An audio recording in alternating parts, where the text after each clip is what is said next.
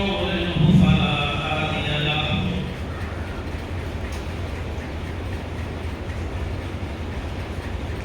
وأشهد أن لا إله إلا الله وحده لا شريك له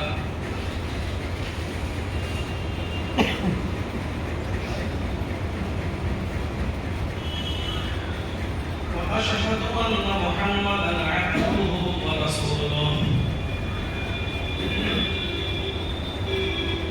أما بعد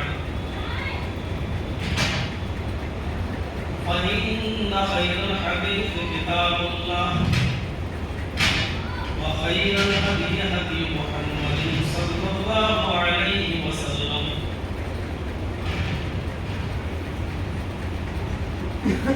وشر الأمور محدثاتها وكل محدثة بدعة وكل بدعة ضلالة وكل ضلالة في النار. أعوذ بالله من الشيطان الرجيم. بسم الله الرحمن الرحيم.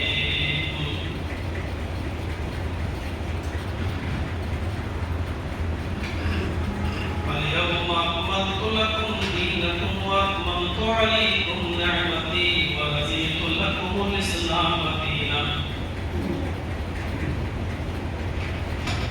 رب اشرح لي صدري ويسر لي أمري واحلل عقدة من لساني يفقهوا قولي.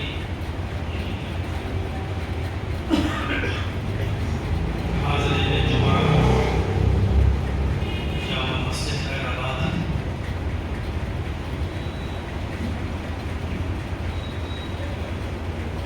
اللہ رب العالمین کا شکر ہے، اس کا احسان عظیم ہے کہ اس نے مجھے اور آپ کو اپنے اس بابرکت گھر میں ایک جگہ جمع ہونے کی، کتاب و سنت پر مبنی کچھ باتوں کو سننے کا موقع عطا فرمایا۔ اس سے پہلے بھی میں کئی بار آپ کی دیار میں، آپ کی بستی میں تشریف لا چکا ہوں، اور آج میں آپ کے اس علاقے کے معزز شخصیت جناب ہارون صاحب کی دعوت پر میں یہاں پہنچا ہوں۔ کئی دن پہلے سے یہ تاریخ طے تھی کہ آج جو ہے میں خطبہ بھی دینا ہے، شام کو بعد نماز مغرب یہ پروگرام کسی مسجد کے اندر رکھا گیا ہے، اس کی شرکت کرنی ہے۔ میں صبح 9 بجے لکھنؤ کی زرعی جمعیت اہل حدیث کے ناظم جناب محمد ندیم صاحب کے ساتھ اور ہمارے بہت قریبی دوست، بہت گہرے دوست ڈاکٹر عبدالقادر صاحب جو لکھنؤ میں انجینئرنگ کالج چوراہے پر اپنا ایک ہاسپٹل چلا رہے ہیں، ان کے ساتھ ان کو اپنے ساتھ لے کر یہاں پہنچا ہوں۔ دعا ہے اللہ تعالیٰ سے کہ الہ العالمین جو باتیں جمعے کے خطبے میں کہی جائیں اس پر ہم سب کو عمل کرنے کی توفیق عطا فرمائے۔ آمین۔ قرآن کریم کی جو بہت ہی مختصر سی آیت میں نے آپ کے سامنے تلاوت کی ہے، جو سن 9 ہجری میں نازل ہوئی ہے، جس میں اللہ تبارک و تعالیٰ نے صریح طور پر یہ کہہ دیا کہ اسلام مکمل ہو چکا ہے، اور یہ اسلام وہی ہے جو میں تمہیں دے رہا ہوں محمد رسول اللہ صلی اللہ علیہ وسلم کے ذریعے۔ یہی اوریجنل اسلام ہے، اور اسی کو میں نے مکمل کیا ہے۔ اليوم اکملت لکم دینکم واتممت علیکم نعمتی، آج میں نے تمہارے لیے تمہارے دین کو مکمل کر دیا، کمپلیٹ کر دیا۔ مکمل کہتے ہی ہیں اس چیز کو جس کے اندر کسی اور چیز کے اضافے کی گنجائش نہ ہو، نہ کسی چیز کی کمی کی گنجائش ہو۔ اگر کوئی چیز کم ہے تو وہ مکمل نہیں ہے، اور اگر مکمل ہے تو اس کا مطلب یہ ہے کہ اب کوئی چیز اس میں اپنی طرف سے بڑھائی بھی نہیں جا سکتی ہے۔ اگر آپ اپنی طرف سے کوئی چیز بڑھا رہے ہیں تو اس کا مطلب یہ ہے کہ آپ اس دین کو مکمل نہیں سمجھ رہے۔ اس چیز کو آپ ذہن میں رکھیے۔ ہمارے آج کے جمعے کے خطبے کا پورا خلاصہ اور پورا لب لباب جو ہے وہ اسی کے گرد گھومے گا۔ اگر کوئی چیز ہم اپنی طرف سے داخل کر رہے ہیں تو اس کا مطلب یہ ہے کہ ہم نے اس اسلام کو مکمل نہیں سمجھا، ہم اس کو ناقص سمجھ رہے ہیں، یا جس چیز کو ہم پڑھا رہے ہیں ہم یہ سمجھ رہے ہیں کہ اللہ کے نبی صلی اللہ علیہ وسلم ہمیں یہ بتانا بھول گئے، یا ہم یہ تصور کر رہے ہیں کہ نعوذ باللہ اللہ نے نبی کو بتایا تو تھا لیکن نبی اکرم نے ہم سے خیانت کر کے اس چیز کو چھپا لیا۔ ہم یہ تصور کر رہے ہیں اگر کوئی چیز ہم اپنی طرف سے پڑھا رہے ہیں، یہ الگ چیز ہے کہ بہت سی چیزیں ایسی ہیں جو ہماری سمجھ میں نہیں آئی لیکن پھر بھی ہمیں اس کو ماننا ہے، اس کو فالو کرنا ہے، یہ جانتے ہوئے کہ ہماری عقل کا دائرہ اتنا وسیع نہیں ہے کہ ہم وہاں تک پہنچ سکیں، ہمیں ماننا پڑے۔ فرض کر لیجئے کہ آپ اپنی 4 ویلر گاڑی پر سفر کر رہے ہیں اور آپ کی 4 ویلر لکھنؤ کی بہترین سڑکوں پر چل رہی ہے اور اچانک چوراہا آ جاتا ہے اور سامنے ریڈ لائٹ سگنل دے رہی ہے، جل رہی ہے، جس کا مطلب ہے کہ آپ کو اپنی گاڑی کو روکنا ہے۔ اب آپ چوراہے کو کراس نہیں کر سکتے جب تک کہ وہ گرین سگنل نہ ہو۔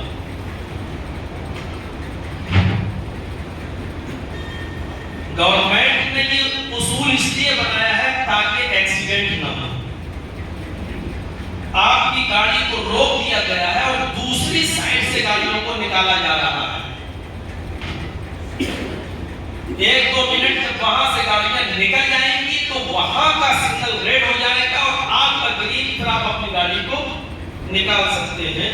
آپ کا سگنل ریڈ ہے، آپ کی گاڑی رکی ہوئی ہے، مقصد کیا ہے؟ ایکسیڈنٹ نہ ہو۔ لیکن آپ نے جہاں گاڑی روکی ہے، سگنل ریڈ ہے، لیکن آپ دیکھ رہے ہیں سامنے سے کوئی گاڑی نہیں آ رہی ہے، آپ یہ بھی دیکھ رہے ہیں کہ میرے دائیں سائڈ سے بھی گاڑی نہیں آ رہی ہے، آپ کو یہ بھی معلوم ہے کہ میرے بائیں سائڈ سے بھی کوئی گاڑی نہیں آ رہی ہے۔ اگر ریڈ سگنل کو میں توڑ دوں اور گاڑی کو کراس کر دوں تب بھی ہماری گاڑی کا ایکسیڈنٹ نہیں ہوگا، کیونکہ نہ تو سامنے سے کوئی گاڑی آ رہی ہے، نہ دائیں بائیں سے کوئی گاڑی آ رہی ہے۔ عقل کہتی ہے کہ ہمیں نکل جانا چاہیے، اپنا ٹائم برباد کرنے سے کوئی فائدہ نہیں، کیونکہ گورنمنٹ نے جو اصول بنایا ہے وہ ایکسیڈنٹ کو روکنے کے لیے بنایا ہے۔ ایکسیڈنٹ تو ہونے کا خطرہ ہی نہیں ہے کیونکہ گاڑی تو آئی نہیں رہی، لیکن اس کے باوجود آپ گاڑی کو نہیں چلا سکتے ہیں کیونکہ وہاں ٹریفک پولیس بوتھ پر جو پولیس والا کھڑا ہے وہ جانتا ہے کہ اگر آپ نے گاڑی کو، آپ جانتے ہیں کہ اگر ہم نے کراس کیا ہے تو وہ چالان کاٹ دے گا، ہمارے اوپر جرمانہ ٹھوک دے گا۔ اب آپ اس سے کتنا بھی بحث کیجیے صاحب، گاڑی تو نہیں آ رہی ہے، میں نے تو نکال دی اپنی گاڑی کو، آگے بڑھا دیا ہے، آپ جرمانہ کیوں لے رہے ہیں؟ آپ ہمارا چالان نہیں کاٹ سکتے کیونکہ یہ سگنل اس لیے تھا تاکہ ایکسیڈنٹ نہ ہو، ہمارا تو ایکسیڈنٹ ہوا ہی نہیں ہے۔ وہ کیا کہے گا؟ وہ کہے گا اگرچہ ایکسیڈنٹ نہیں ہوا ہے، اگرچہ گاڑی دائیں بائیں اور آگے سے نہیں آ رہی تھی، لیکن اصول یہ بنا ہوا ہے، ضابطہ یہ بنا ہوا ہے کہ جب تک ریڈ لائٹ جلے گی آپ گاڑی کو کراس نہیں کر سکتے ہیں جب تک کہ گرین سگنل نہ ہو۔ آپ کو 2 منٹ ویٹ کرنا پڑے گا، آپ نے نہیں کیا، قانون کو توڑا ہے، آپ کے اوپر جرمانہ عائد ہوتا ہے، آپ کے اوپر چالان آپ کا کٹے گا۔ آپ لاکھ اس کے سامنے عقلی دلیل دیجیے، لیکن وہ نہیں بنے، اور اگر نہیں ہے تو آج کل تو کمپیوٹرائز دور ہو گیا ہے، آپ کی گاڑی کا نمبر اسکین ہوگا اور فوراً آپ کے اکاؤنٹ سے اتنا پیسہ کٹ جائے گا، کیونکہ اب آج کل یہ چیزیں بھی بہت آگے بڑھ چکی ہے، ٹیکنالوجی بہت آگے بڑھ چکی ہے۔ آپ کی گاڑی پر لگے ہوئے نمبر پلیٹ سے ہی آپ کا چالان کٹ جائے گا، پولیس والے کی ضرورت ہی نہیں ہے، کیونکہ آج کل ایسی پلیٹس آنے لگی ہے، آپ کے اکاؤنٹ سے اپنے آپ پیسہ کٹ جائے گا، یا آپ کے موبائل میں میسج آ جائے گا کہ آپ کا چالان کٹ چکا، آپ نے سگنل توڑ دیا ہے۔ عقل کہتی ہے ایکسیڈنٹ کا خطرہ نہیں ہے، گاڑی نہیں آ رہی ہے، 1-2 منٹ ٹائم برباد کرنا بیکار ہے، لیکن گورنمنٹ کا بنایا ہوا اصول یہ کہہ رہا ہے کہ جب تک گرین سگنل نہیں ہو آپ نہیں جا سکتے، آپ کو قانون کو فالو کرنا پڑے گا، آپ کی عقل میں کوئی بات آئے یا نہ آئے۔ ایسے ہی اسلام کے اندر بہت سی ایسی چیزیں ہیں جو ہماری عقل میں نہیں آتی ہیں۔ آج ٹی وی میڈیا پر انہی چیزوں کو پر ڈیبیٹ ہوتی ہے اور اسلام کو بدنام کرنے کی کوشش کی جاتی ہے۔ ایک عورت کو پردے کی 4 دیواری میں کیوں رکھ دیا گیا ہے؟ مرد باہر گھومے اور عورت پردہ کرے، کیا عورت کو ترقی کرنے کا اختیار نہیں ہے؟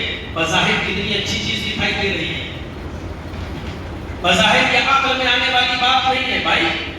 جب اسلام دین فطرت ہے، سب کے کا خیال رکھتا ہے، تو ایک عورت کو گھر کی 4 دیواری کے اندر قید کیوں کر دیا گیا ہے؟ ہماری سمجھ میں نہیں آتی یہ بات، اسی پر ڈیبیٹ بھی ہوتا ہے۔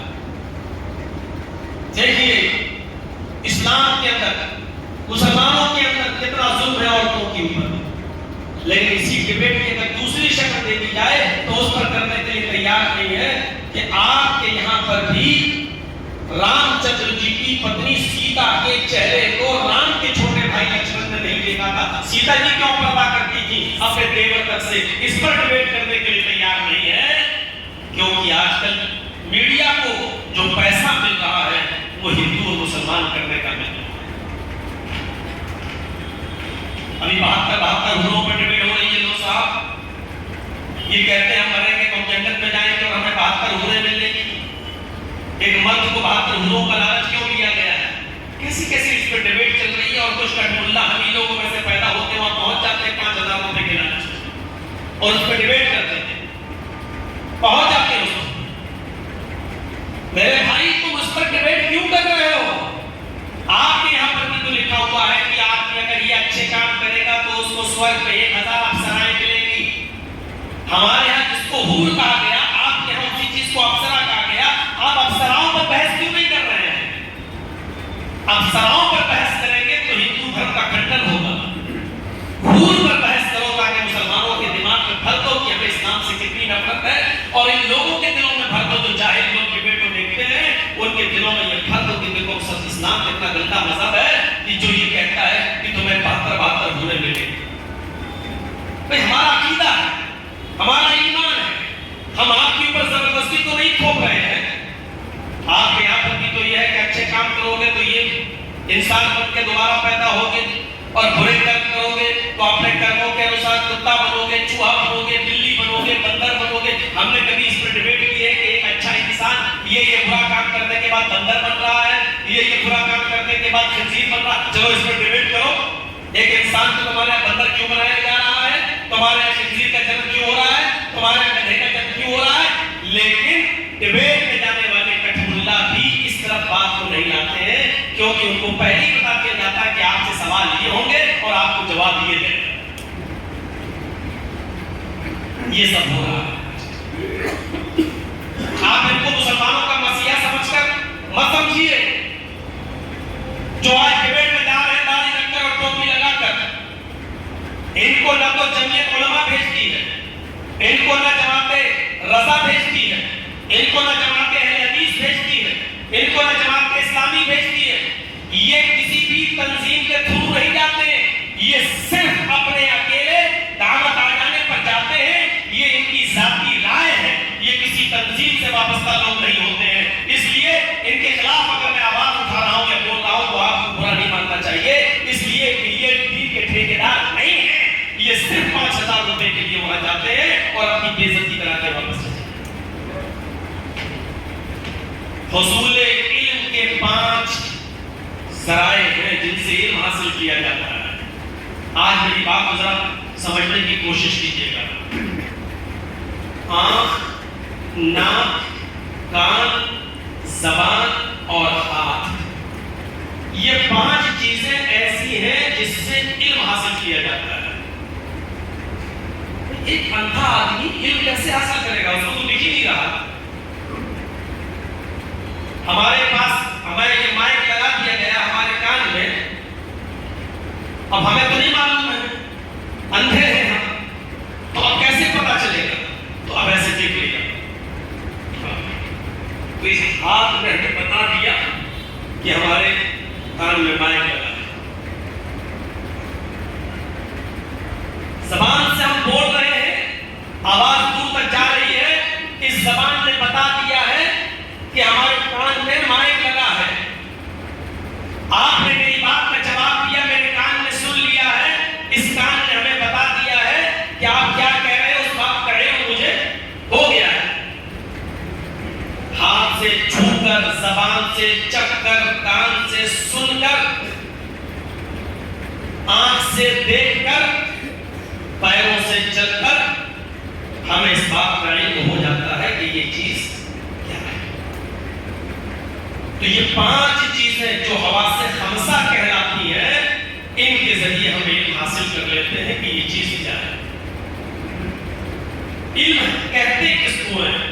کسی چیز کی شکل و صورت کو ذہن میں پیدا کر لینا, ذہن میں لے آنا علم کہلاتا ہے. یہ کتاب میں لکھا ہے وہ علم نہیں ہے.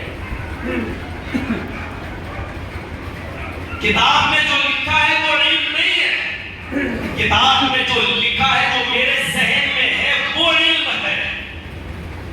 ہماری آنکھ جس گھڑی کو دیکھ رہی ہے وہ گھڑی علم نہیں ہے, اور میری آنکھ جس کو دیکھ رہی ہے وہ آنکھ بھی علم نہیں ہے. گھڑی کی جو سوئیاں ہمیں اس کو ٹائم بتا رہی ہے, اور جو ٹائم میرے ذہن میں سب ہو چکا ہے کہ اس وقت 1:05 ہو چکا ہے, یہ علم ہے. یہ تو کاغذ کا ٹکڑا ہے جس پر کچھ لکھا ہوا ہے. یہ قرآن جو موٹی موٹی کتاب کی شکل میں یہ کاغذ ہے, لیکن اس قرآن کی جو آیتیں ہمارے ذہن میں سب ہے, یہ علم ہے. آپ اس قرآن کو جلا بھی دو گے تب بھی قرآن نہیں مٹے گا, کیونکہ یہ علم ہے ہی نہیں. علم وہ ہے جو ہمارے اذہان و قلوب کے اندر, جو ہمارے دل میں اور ہمارے ذہن کے اندر لکھا ہوا ہے, یہ علم ہے. تو 5 چیزوں کے ذریعے علم حاصل کیا جاتا ہے. اس کے علاوہ ایک چیز اور ہے جس کے ذریعے علم حاصل کیا جاتا ہے, وہ ہے عقل سلیم. اگر آپ کے پاس دماغ ہی نہ ہو, عقل ہی نہ ہو, ہاتھ پیر ناک کان آنکھ سب کچھ ہے آپ کے پاس, لیکن عقل نہیں ہے, تب بھی آپ کے پاس علم حاصل نہیں ہوگا. عقل ہوگی تو آپ کے پاس علم ہوگا. آپ وضو خانے پر بیٹھے, آپ کے پاس عقل ہی نہیں ہے, پانی گر رہا, وضو بنا رہے ہیں, وضو کے اعضاء آپ 5 بار بھی دھل رہے ہیں, 10 بار بھی دھل رہے ہیں, آپ بیٹھے ہیں, پانی گر رہا ہے, آپ کو یہی نہیں معلوم کہ آپ کتنی بار دھل رہے ہیں. کیوں؟ کیونکہ آپ کے پاس اب عقل نام کی کوئی چیز نہیں رہ گئی, عقل زائل ہو گئی ہے آپ کی. جب عقل ہی نہیں ہے تو علم حاصل نہیں ہوگا. اب سنیے, لیکن ان 5 چیزوں کا, آنکھ ناک کان زبان ہاتھ, یہ جو حصول علم کا ذریعہ ہے, ان 5 چیزوں کا ایک دائرہ ہے. कोई चीज उठाते हैं, लेकिन आप एक लिमिट है, उतनी चीज उठा सकते हैं। आपसे अगर कहा जाए कि ये पहाड़ है, इसको आप अपने हाथ से उठाकर दिखाइए, तो आपके हाथ के अंदर उतनी ताकत नहीं है कि आप अपने हाथ से पहाड़ को उठा सकते हैं। आप अपने पैरों से चलते हैं, उसका एक दायरा है कि आप कितने किलोमीटर तक चल सकते हैं, लेकिन उससे ज्यादा आप नहीं चल सकते हैं। आपकी आंख देखती है, उसका एक दायरा है कि इतनी दूर तक आप देख सकते हैं। जगजीत साहब के सामने जो दीवार है, यहां तक देख रहे हैं वो, जो घड़ी है यहां तक देख रहे हैं वो, इस दीवार के पीछे क्या हो रहा है मेरी आंख उसको नहीं देख रही है। मेरे पीछे जो दीवार है मस्जिद की, उस दीवार के पीछे क्या है जगजीत साहब की आंख उसको नहीं देख रही है। मैं लखनऊ से अलीगंज से आया हूं, इस वक्त मेरी आंख अलीगंज के हालात को नहीं देख रही है। अमेरिका में क्या हो रहा है, लंदन में क्या हो रहा है, इस वक्त मेरी आंख उसको नहीं देख रही है। इस वक्त हमारे सामने जो चीज है, हम उतनी चीजों को देख रहे हैं, यही एक आंख का दायरा है। इससे ज्यादा अगर आंख पर बोझ डालोगे तो आपकी आंख उस बोझ को बर्दाश्त नहीं कर सकती है। आपके कान में सुनने का एक दायरा है, आप सिर्फ मेरी बात इस मस्जिद तक बैठकर सुन सकते हो। आपके घर में क्या चीज पुकार हो रही है, आपका छोटा बच्चा चीख रहा चिल्ला रहा है, लेकिन आपको नहीं सुनाई दे रहा है। अमेरिका में चीखो पुकार मची हुई है, आपको नहीं सुनाई देगा। अभी किसी जगह पर एक्सीडेंट हो गया है, घर वाले अपने बेटे की लाश पर मातम करके रो रहे हैं, लेकिन उनकी चीखो पुकार आपको नहीं सुनाई दे रही है, क्योंकि आपके कानों के सुनने का भी एक दायरा है, उससे ज्यादा आपके कान नहीं सुन सकते हैं।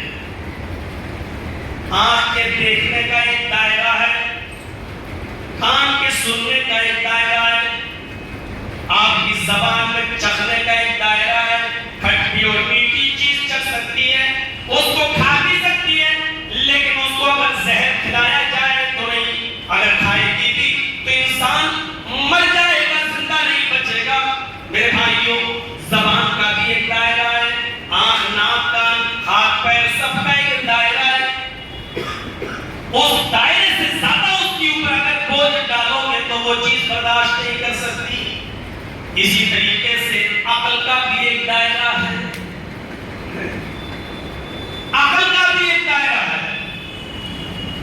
आज इस्लाम के अंदर के मानने वालों में जो आज 72 फिरके जो आज हुए हैं, वो इसीलिए हुए हैं। आज हम जो गलत रास्तों पे भटक रहे हैं, वो इसीलिए भटक रहे हैं क्योंकि हमने अपनी अकल को उसके दायरे से आगे बढ़ा दिया है। हम इस्लाम के तमाम उसूलों को अपनी अकल से सोचना चाहते हैं कि ये सही है कि गलत है, ऐसा क्यों है। और आज मीडिया भी उसी तरफ गई है, ये दिखाने के लिए, ये बताने के लिए कि एक मर्द को 4 औरतें रखने की इजाजत दी है इस्लाम ने, लेकिन एक औरत को 4 मर्द रखने की इजाजत क्यों नहीं दी है। इस पर डिबेट हो रही है। एक मर्द को आजादी के साथ घूमने की इजाजत दी है, लेकिन एक औरत को घर की 4 दीवारी के अंदर कैद क्यों कर दिया गया है।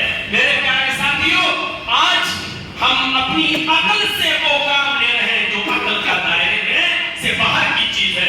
यानी हम आंख से वो देखना चाहते हैं जो आंख के दायरे से बाहर है, हम कान से वो सुनना चाह रहे हैं जो कान के दायरे से बाहर है, हम अकल से वो काम ले रहे हैं जो अकल का दायरा ही नहीं। और जहां अकल अपना काम करना बंद कर दे, तब एक और इल्म की जरूरत पड़ती है। उसी इल्म का नाम है वही इलाही। अगर अल्लाह ताला ने इंसान को इतनी अकल दी होती कि वो अच्छा और बुरा सोचने की सलाहियत रखता, तो अल्लाह की कसम कुरान का होता होगा। अल्लाह की कसम किसी नबी की जरूरत न पड़ती। नबी की जरूरत पड़ी तब है क्योंकि हमारी और आपकी अकल इस लायक नहीं जो अच्छा और बुरा समझ सके। हमारी अकल इस लायक नहीं है जो अच्छे और बुरे का फैसला कर सके। जब हमारी अकल अच्छा और बुरे का फैसला नहीं कर सकती है, तब अल्लाह तबारक व तआला ने हमारी हिदायत के लिए, हमें अच्छा और बुरा बताने के लिए, उसकी तमीज सिखाने के लिए आसमान से किताबों का सिलसिला शुरू किया और नबियों का सिलसिला शुरू किया। नबी आते ही तब है जब हमारी अकल काम करना बंद कर दे। मेरे प्यारे साथियों, अब सवाल ये पैदा होता है कि फिर कुरान ने आज, अभी आपने देखा होगा है और कुछ दिनों पहले सुना होगा कि हमारा चंद्रयान 3 चांद पर पहुंच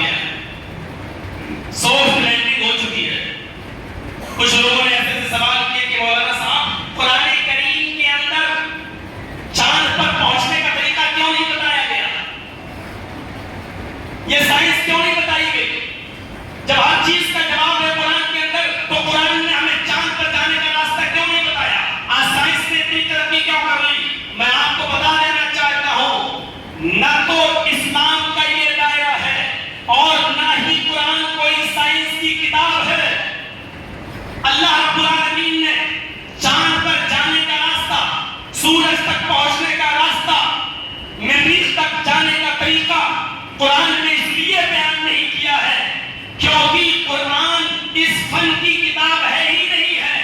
قرآن وہاں اتاری گئی ہے اور قرآن ہے ہی اس چیز کے لیے جہاں آپ کی عقل کام کرنا بند کر دے، یا آپ کی عقل کے دائرے میں آتا ہے چاند پر کیسے پہنچا جائے، یا آپ کے عقل کے دائرے میں آتا ہے.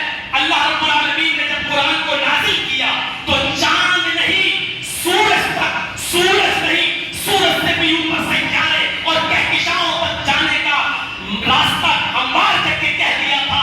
سخر لکم ما فی السماوات و ما فی الارض، اللہ نے زمین و آسمان کی ساری چیزوں کو انسان کے تابع کر دیا ہے. یعنی زمین و آسمان کی کسی بھی بلندی پر اور زمین کی کسی بھی تہ تک انسان جا سکتا ہے. انسان کے دائرے میں یہ چیز رکھتی ہے اللہ رب العالمین نے، اس لیے نہیں بتایا کہ چاند پر کیسے جاؤ. یہ تمہارے دائرے میں ہے، یہ تمہاری عقل کا دائرہ ہے. تو چاند تک بھی پہنچ سکتے ہو، سورج تک بھی پہنچ سکتے ہو. اب تو سورج اتنا گرم کیسے؟ تو تمہاری عقل کا دائرہ یہ ہے کہ اس سے بھی ٹھنڈی کوئی چیز تو بنا سکتے ہو تو بنا لو. جب انسان کے ٹیمپریچر کی وجہ سے تم نے اے سی بنا لیا اور اے سی میں رہ کر تم سورج کی گرمی کے ٹیمپریچر کو کم کر سکتے ہو، تو تمہارے پاس تمہاری عقل کا دائرہ یہ کہتا ہے کہ سورج تک پہنچانے کے لیے تمہارے پاس ایسی کوئی مشین آ سکتی ہے، اور تمہاری عقل کا دائرہ یہ ہے کہ بنا سکتے ہو کہ وہ سورج تک، بلکہ سورج سے بھی اوپر تک پہنچ سکتے ہو. کیونکہ اللہ رب العالمین نے اپنے نبی جناب محمد رسول اللہ کو چاند سے بھی اوپر، سورج سے بھی اوپر، سیاروں سے بھی اوپر، کہکشاؤں سے بھی اوپر اپنے پاس بلا لیا تھا اور کہہ دیا تھا سبحان الذی اسریٰ بعبدہ لیلا من المسجد الحرام الی المسجد الاقصی. یہ انسان کے دائرے کی چیزیں ہیں، اور جو انسان کے دائرے کی چیزیں ہیں اللہ رب العالمین نے وہاں قرآن میں بیان نہیں کیا. قرآن کو نازل تب کیا ہے جہاں انسان کے سمجھ سے باہر کوئی چیز، جہاں انسان کی عقل کا مانا کرے. کبھی کبھی انسان اپنی عقل سے ایسا کام لیتا ہے جو اس کی عقل کا دائرہ ہی نہیں. کتنے لوگ سوال کرتے ہیں مولانا صاحب ہر چیز کو اللہ نے پیدا کیا، آپ کے ذہن میں سوال آتا ہے کہ اللہ کو کس نے پیدا کیا؟ نعوذ باللہ ثم نعوذ باللہ. اس قسم کے سوالات ہمارے ذہن میں نہیں آنا چاہیے، لیکن آتے ہیں نا. کیا جواب ہے اس کا؟ کیا کسی کے پاس ہے جواب؟ نہیں، کیونکہ آپ اپنی عقل سے وہ سوال کر رہے ہیں جس کے جواب کی متحمل ہماری اور آپ کی عقل نہیں ہے. آپ ایسا سوال کر رہے ہیں اپنی عقل سے جس کا جواب برداشت کرنا ہماری اور آپ کی عقل سے باہر ہے. اور اگر ہر کام ہم عقل پر چھوڑ دیں اور اسلام کو اپنی عقل کے مطابق استعمال کریں تو معاف کیجیے گا، مجھے بتائیے کہ پھر بہن کے ساتھ اور بیٹی کے ساتھ نکاح کرنا کیوں منع ہے؟ عقل کیا کہتی ہے؟ عقل کا دائرہ کیا ہے؟ اگر ہم ہر چیز عقل سے سوچتے ہیں اور عقل جو کہے وہ اچھا اور عقل جو کہے وہ برا، اسی پر ہم اپنے آپ کو ڈیپینڈ کر لیں، تو مجھے بتائیے کہ بہن کے ساتھ نکاح کرنے میں کون سی چیز مانے ہے؟ ہمارے گھر میں بہت خوبصورت بہن ہو، رشتے بھی آ رہے ہو، لیکن اس کے باوجود کوئی سگا بھائی اپنی بہن کو اپنی بیوی نہیں بناتا ہے،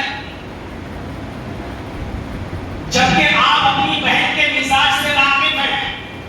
وہ کتنے غصے کی تیز ہے آپ جانتے ہیں، وہ کتنی نرم مزاج ہے آپ جانتے ہیں. بچپن سے لے کر جوانی تک آپ کے ساتھ رہی ہے، آپ اس کو اچھی طریقے سے پڑھے ہوئے ہیں. آپ یہ بھی جانتے ہیں کہ اگر اس کو میں اپنی بیوی بنا لوں تو میں اس کے مزاج سے واقف ہوں اور میں اس کو نبھا لوں گا. اور آپ کی بہن خوبصورت بھی ہے، آپ نے بات بوجھ کر اس کو بڑا بھی کیا ہے، لیکن اس کے باوجود آپ اپنی بہن کا ہاتھ ایک اجنبی آدمی کے ہاتھ میں دیتے ہیں جو اس کے مزاج سے واقف نہیں ہے، جو اس کو پرکھا نہیں ہے، جو اس کے غصے اور اس کے نرم اور سخت مزاج سے واقف نہیں ہے. میرے بھائیوں کیوں ایسا کرتے ہیں؟ صرف اس لیے نا کیونکہ سماج بہن کو یا بیٹی کو اپنے نکاح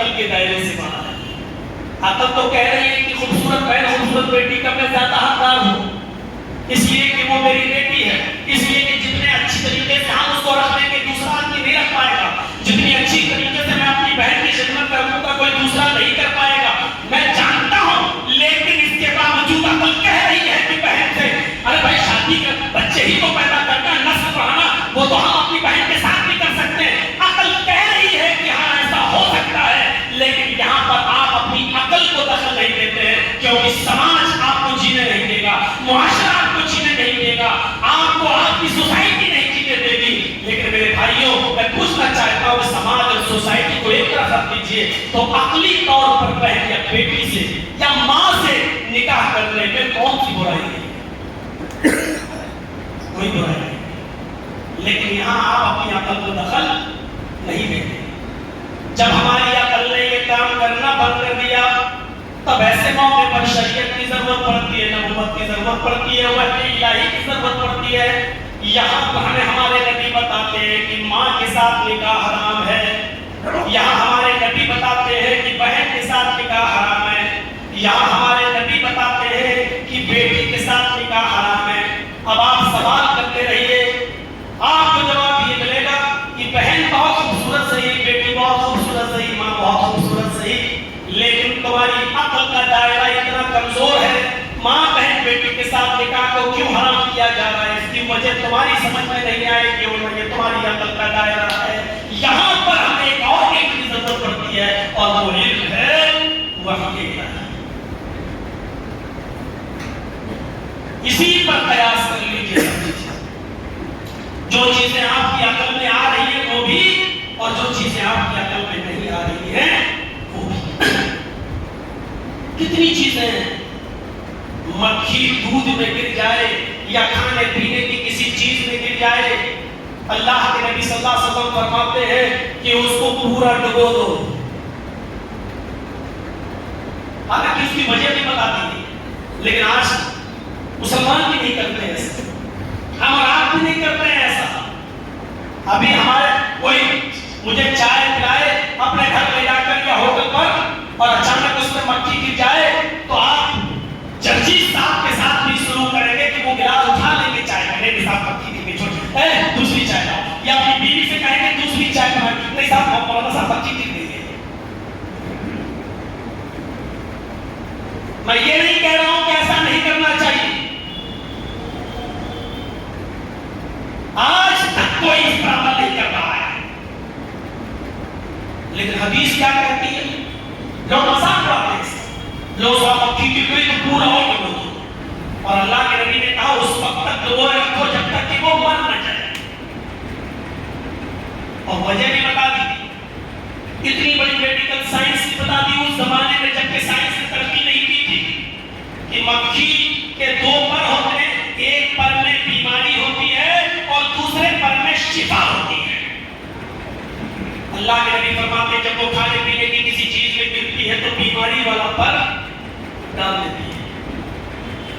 اب آپ نے جیسی گری ویسی نکال کے پھینک دیا تو بیماری تو آ گئی آپ کی اس کھانے پینے کی چیز میں، لیکن شفا والا پر ابھی اس کا بچا ہوا تھا، آپ نے اس کو پھینک دیا نکال کر، اور کھانے پینے کی چیز آپ نے استعمال کر لی، مکھی کے ساتھ وہ بیماری بھی آپ کے پیٹ میں پہنچ گئی، لیکن جب آپ اس مکھی کو ڈبو دیں گے تو اللہ کے نبی فرماتے ہیں کہ اللہ نے اس مکھی کے دوسرے پر میں شفا رکھی ہے، اور شفا بھی ایسی ہے کہ وہ اسی بیماری کو اس کے دوسرے پر کی شفا مٹا سکتی ہے۔ لہذا جب آپ پوری مکھی کو ڈبو دیں گے تو اس کی وہ شفا بھی اس میں مل جائے گی، اور وہ شفا اس بیماری کے بارے پر میں جو بیماری تھی اس بیماری کو ختم کر دے گی۔ یہ طریقہ بتایا تھا جناب محمد رسول اللہ صلی اللہ علیہ وسلم نے۔ میرے پیارے ساتھیوں، اب ہم دیکھیں کہ یہاں ہماری عقل کیا کر رہی ہے۔ آج کوئی بڑے سے بڑا MBBS ڈاکٹر بھی ایسا نہیں کرے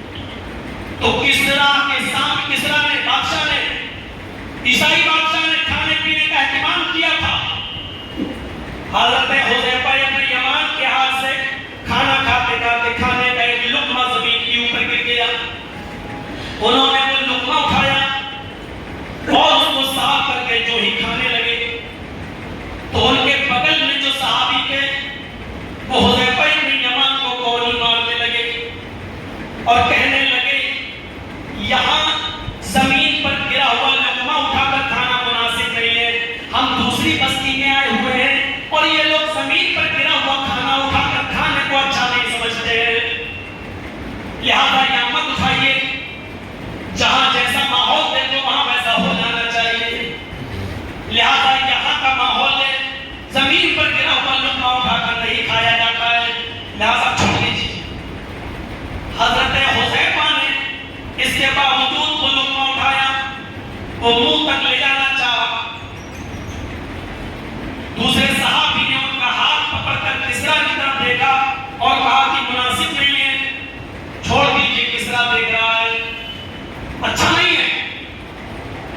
تو جانتے ہو حضرت حذیفہ نے جو جواب دیا تھا وہ جواب سنیے، کہا کہ آئے میرے ساتھی، تمہیں بھی نبی نے بھیجا اور مجھے بھی نبی نے بھیجا، اور اس کے دربار میں اگر ہم آ بھی گئے اور آج کھانے کھاتے وقت ہمارا ایک لقمہ زمین پر گر گیا ہے، تو میں نے اپنے نبی جناب محمد رسول اللہ کو یہ فرماتے ہوئے سنا ہے، زمین پر اگر کھانے کا کوئی لقمہ گر جائے تو اس لقمے کو پھینکو نہیں، اس کو اٹھا لو اور پھر اس کو دیکھو، اگر اس میں مٹی وغیرہ لگی ہوئی ہو اتنا حصہ صاف کر کے کھا جاؤ، اور اگر صاف ستھرا ہے تو اس کو صاف کرنے کی ضرورت بھی نہیں ہے، ایسے ہی کھا لو، اس کو پھینکنا نہیں چاہیے، پتہ نہیں اللہ رب العالمین نے کھانے کی اسی لقمے میں برکت رکھی ہو، کھانے کی اسی لقمے میں برکت رکھی ہو۔ حذیفہ کا وہ ساتھی کہتا ہے کہ یہاں کو مناسب نہیں ہے، بادشاہ دیکھ رہا ہے، کسرا دیکھ رہا ہے، تو حضرت حذیفہ ابن یمان نے جواب دیا، اترک سنت رسول اللہ صلی اللہ علیہ وسلم لہؤلاء الحمقاء، کیا میں ان بے وقوفوں کے لیے، کیا میں ان پاگلوں کی وجہ سے، کیا میں ان بے وقوف لوگوں کی وجہ سے اللہ کے رسول کی سنت پر عمل کرنا چھوڑ دوں، کیا میں سنت رسول پر عمل کرنا چھوڑ دوں؟ بادشاہ کے سامنے کھڑا ہے صحابی، بیٹھ کر کھانا کھا رہا ہے اور بادشاہ کے سامنے کھانے کا لقمہ گر گیا، ارے تم تو اپنے گاؤں کے پردھان کے سامنے زمین پر گرا ہوا لقمہ نہیں اٹھا سکتے ہو، آئے ہو مسلمان ہونے کا دعویٰ کرتے ہوئے اس مسجد میں، نام پوچھو تو محمد اسلم، نام پوچھو تو محمد اکرم، تم تو اپنے بچے کے ہاتھ سے گرے ہوئے کرکروں کے پیکٹ کو بھی اٹھانا گوارا نہیں کرتے ہو، کہ ہماری شان گر جائے گی، بڑے اونچے گھرانے کے لوگ ہو، بہت شانہ خاندان میں تمہاری پرورش ہوئی ہے، تم اپنے آپ کو مسلمان تصور کر لیتے ہو، تصور کر لینے سے کچھ نہیں ہوتا ہے، کتنے بھی اونچے ہو جاؤ، تمہارا قد کتنا بھی بلند ہو جائے، تم مال و دولت میں کتنے بھی بلندی پر پہنچ جاؤ، حضرت حذیفہ کے پیروں میں لگی ہوئی مٹی اور ان کے جوتوں میں لگی ہوئی مٹی کے مقابلے میں خوراک نہیں ہے، لیکن حضرت حذیفہ بادشاہ کے سامنے زمین پر گرا ہوا لقمہ اٹھا کر کھا رہے اور کھانے سے پہلے کہہ رہے ایسا میرے نبی نے کرنے کا حکم دیا ہے، کیا میں اس پاگل کے لیے، کیا میں اس بے وقوف کے لیے، کیا میں سنت رسول پر عمل کرنا چھوڑ دوں؟ وہ یہ نہیں دیکھتے تھے کہ عقل کیا کہہ رہی ہے، وہ وہی کرتے تھے جو جناب محمد رسول اللہ صلی اللہ علیہ وسلم کی سنت سے ثابت ہے۔ میرے بھائیوں، عقل کہتی ہے اس کے سامنے بڑا آدمی ہے، کیا سوچے گا اگر ہم نے زمین سے گرا ہوا لقمہ اٹھا کر کھا لیا تو؟ عقل کہہ رہی ہے مت کھاؤ، سنت رسول کہہ رہی ہے کھاؤ۔ ہماری عقل اس لائق نہیں ہے جو سوچ سکے، جب ہماری عقل نے کام کرنا بند کر دیا تب وحی کی ضرورت پڑی، سنت رسول کہہ رہی ہے، وحی الہی کہہ رہی ہے، نبی اکرم کی حدیث کہہ رہی ہے، تمہاری عقل غلط سوچ رہی ہے، اس کا دائرہ بہت کمزور ہے، اس کا دائرہ وسیع نہیں ہے، اس لیے گرا ہوا لقمہ کھاؤ، یہ ہے سنت رسول۔ دعوے کرنے سے کچھ نہیں ہوتا ہے، دعویٰ کرنے سے کچھ نہیں ہوتا ہے، میرے بھائیوں، عقل کا استعمال وہاں کرو جہاں جو اس کے دائرے میں ہو، جو اس کے دائرے میں نہیں ہو وہاں سوال نہیں ہوتے ہیں، وہاں آمنا اور صدقنا ہوتا ہے، بس وہاں آمنا اور صدقنا ہوتا ہے۔ نبی اکرم ترمذی کی روایت اٹھا کر دیکھو، نماز پڑھا رہے ہیں اور نماز ہی کی حالت صحابہ آپ کے پیچھے نماز پڑھ رہے ہیں،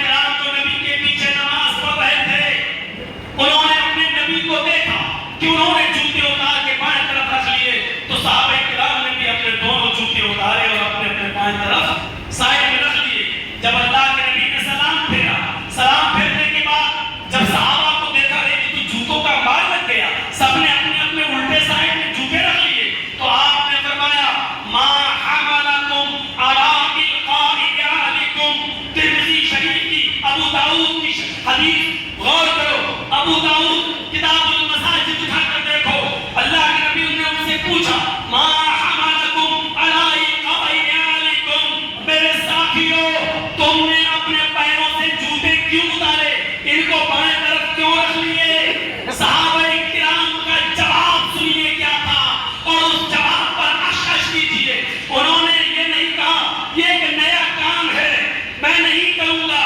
اللہ کے نبی صلی اللہ علیہ وسلم نے جب جوتے اتار کر بائیں طرف رکھے، صحابہ پیچھے نماز پڑھ رہے تھے، انہوں نے بھی اتارے اور بائیں طرف رکھ لیے۔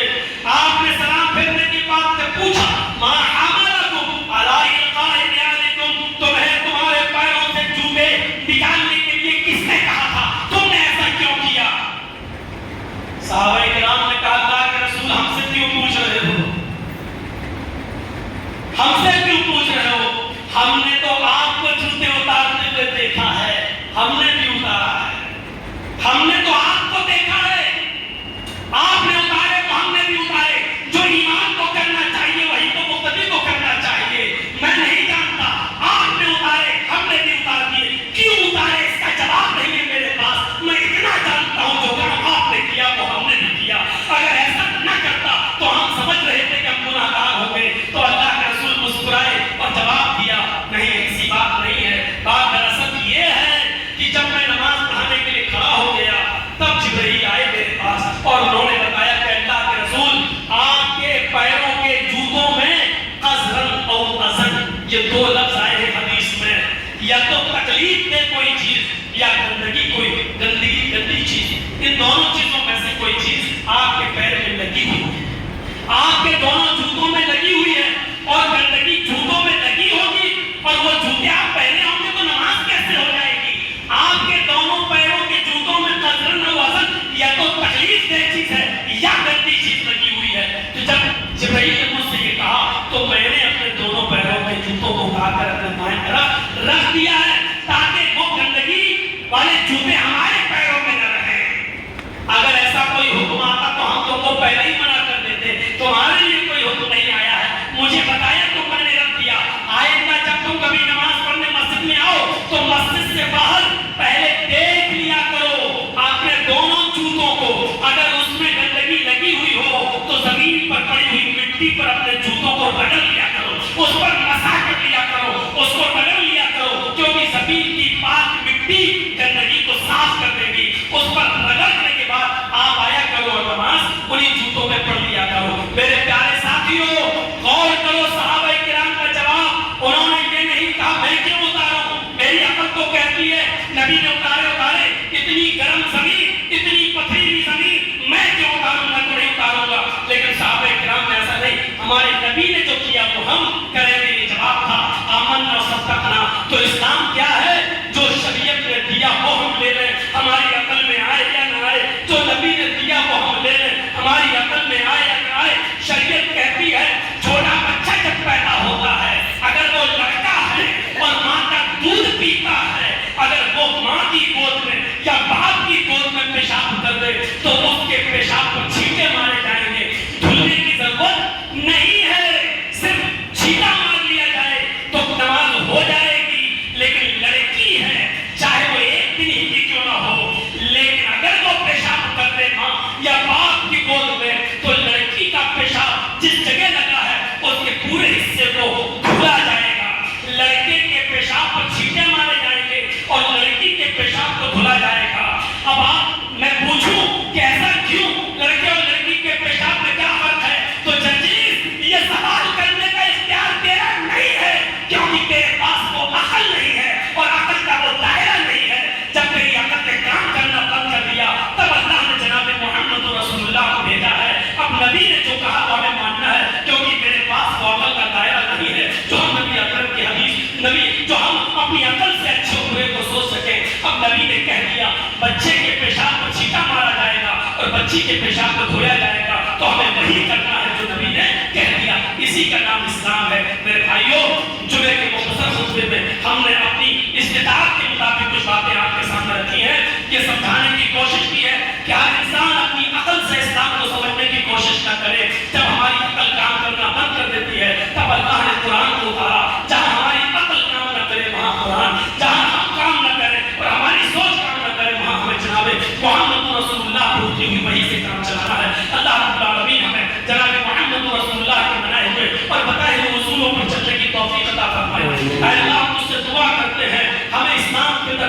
کو اب داخل فرما دے، اے اللہ